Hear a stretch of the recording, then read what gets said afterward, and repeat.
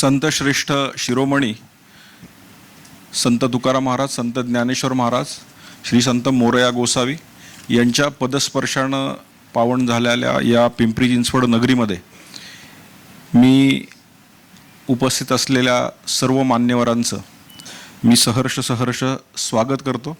काही मान्यवर पिंपरी चिंचवडमधले जरी असले तरी पण बाहेरून येणाऱ्या माणसांना पिंपरी चिंचवडमध्ये आल्यावर मोरया गोसावींचा आशीर्वाद 100% मिळतच असतो. आणि आज हा जो सोहळा आहे तो शब्द, साहित्य आणि संस्कृतीचा एक आगळ्या वेगळ्या संगमाचा उत्सव आहे. कलारंगच्या माध्यमातून हा सारस्वतांचा गौरव या ठिकाणी करण्याचं भाग्य आम्हाला या ठिकाणी लाभलं आहे. आणि आत्ताच महाराष्ट्र साहित्य परिषदेच्या ज्या निवडणुका झाल्या त्या निवडणुकीत ज्यांची निवड झाली, नवनिर्वाचित पदाधिकाऱ्यांचा गौरव करावा आणि साहित्य क्षेत्रात खऱ्या अर्थानं पिंपरी चिंचवडमध्ये अत्यंत काम चांगलं चालूच आहे, पण आणखी त्या कामावर शिक्कामोर्तब व्हावं म्हणून कलारंगच्या माध्यमातून आज व्यासपीठावर उपस्थित असलेले नवनिर्वाचित महाराष्ट्र साहित्य परिषद अध्यक्ष माननीय योगेशजी सोमण, प्रमुख कार्यवाह माननीय स्वातीताई महा, त्याचबरोबर कोषाध्यक्ष श्री प्रदीप निफाडकर यांचं मी मनपूर्वक अभिनंदन करतो. त्याचबरोबर आपल्या कार्याने साहित्य परिषद अधिक समृद्ध करण्यासाठी सज्ज झालेले संपूर्ण नवनिर्वाचित कार्यकारिणी, त्यात माननीय सुनीलजी महाजन, माननीय सुनित्रा मंकणी, माननीय अंजली कुलकर्णी, माननीय प्रसाद मिराजदार, प्राध्यापक माधव राजगुरू, डॉक्टर नितीन संगमनेरकर, डॉक्टर आशुतोष जावडेकर आणि जिल्हा प्रतिनिधी म्हणून ज्यांनी पिंपरी चिंचवड शहरामध्ये साहित्य क्षेत्रात अत्यंत चांगलं काम रुजवलं आहे ते माननीय श्रीयुत राजनजी लाखे, त्याचबरोबर श्रीयुत पुरुषोत्तम काळे, त्याचबरोबर आमचे मित्र माननीय श्रीयुत प्रभाकरजी ओव्हाळ, या सर्व ध्येयवादी सारस्वतांचे या गौरवशाली संस्थेचे पदाधिकारी म्हणून निवड झाल्याबद्दल मी त्यांचं मनपूर्वक असं अभिनंदन करतो. आणि आपल्या सर्वांच्या हातून मराठी साहित्याची सेवा अशीच उत्तरोत्तर घडत राहो अशीही मी ईश्वरचरणी प्रार्थना करतो. आणि आजच्या या कार्यक्रमाला पद्मश्री माननीय गिरीशजी प्रभुणे यांनीही आज या ठिकाणी उपस्थित राहून या कार्यक्रमाचं प्रमुख अध्यक्षपद त्यांनी भूषवलं आहे. ते त्यांचंही साहित्यातलं काम आपल्या सर्वांनाच माहिती आहे. खरं तर कलारंग संस्थेची सुरुवात 1998मध्ये आम्ही सर्व तरुणांनी केली आणि आज आम्हाला सगळे, आम्ही आता 40शी क्रॉस केलेले सगळे तरुण आहोत, पण वयाच्या 20व्या वर्षी चालू झालेली संस्था आज सातत्य टिकून आहे आणि सातत्यानं या ठिकाणी काम करत आहेत. आणि मला अत्यंत आनंदाने सांगायचं की आमच्या संस्थेमध्ये साहित्यिक पण बरीच मंडळी आहेत.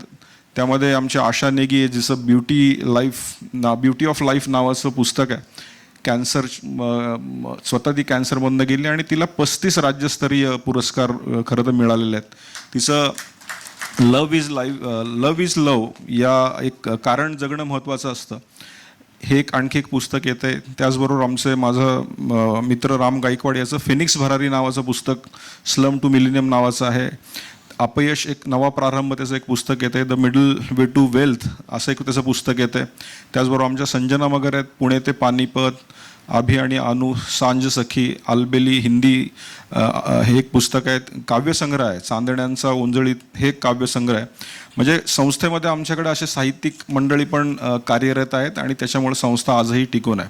खरं तर महाराष्ट्र साहित्य परिषदेची स्थापना 27 मे 1906 रोजी पुण्यात झाली आणि पुण्यात भरलेल्या या 4थ्या ग्रंथकार संमेलनाच्या समारोपाच्या दिवशी साहित्य सम्राट न. चि. केळकर यांनी परिषदेच्या स्थापनेची अधिकृत घोषणा केली होती.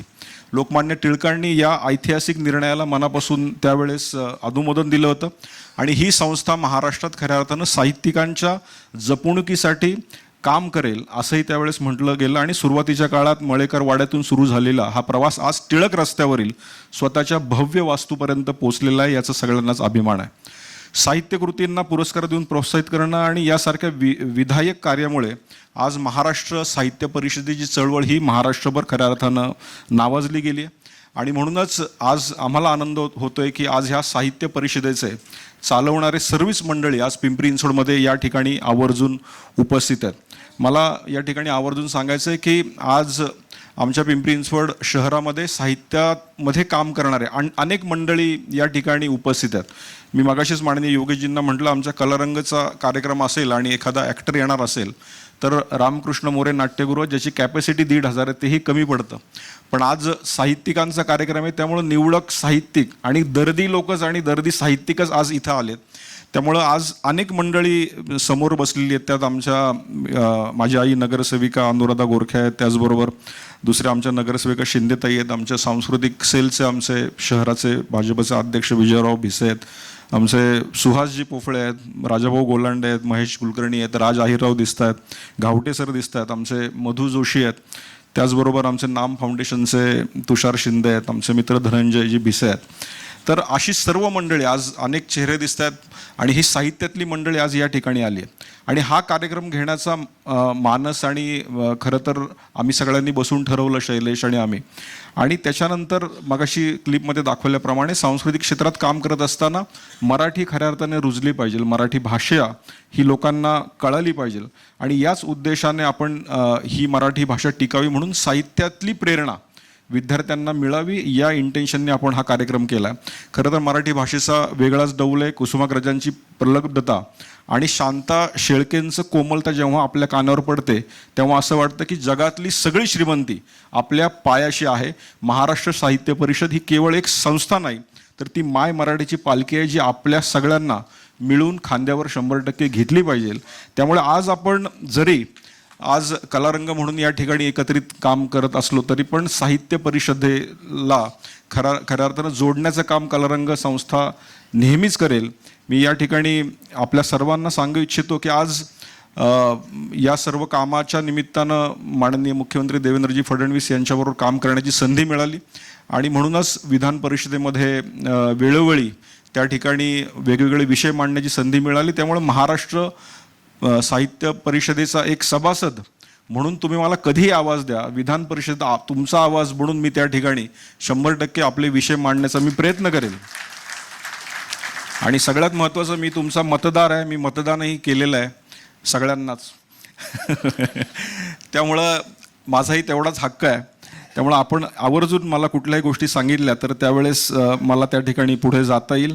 आज साहित्य परिषदेचा कार्यक्रम म्हटलं की अनेक गोष्टी खरं तर जुळून येतात आणि अनेक मान्यवर या ठिकाणी उपस्थित येतात आणि त्यांना ऐकण्यासाठी आपण खऱ्या अर्थाने या ठिकाणी जमलेलो आहोत.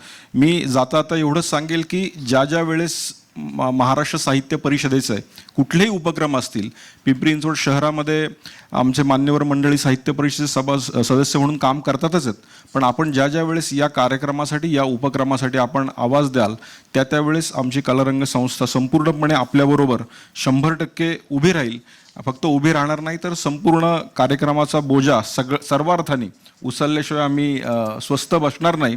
त्यामुळे ती संधी वेळोवेळी साहित्य परिषद आम्हाला देईल आणि हा साहित्याचा झेंडा, आज मराठीचा झेंडा, साहित्याचा झेंडा या सर्व स्तरावरील विद्यार्थ्यांच्या मनावर बिंबवावा या उद्देशानं हे काम आणि कार्य कायमस्वरूपी चालू ठेवण्याचा आमचा मानस आहे.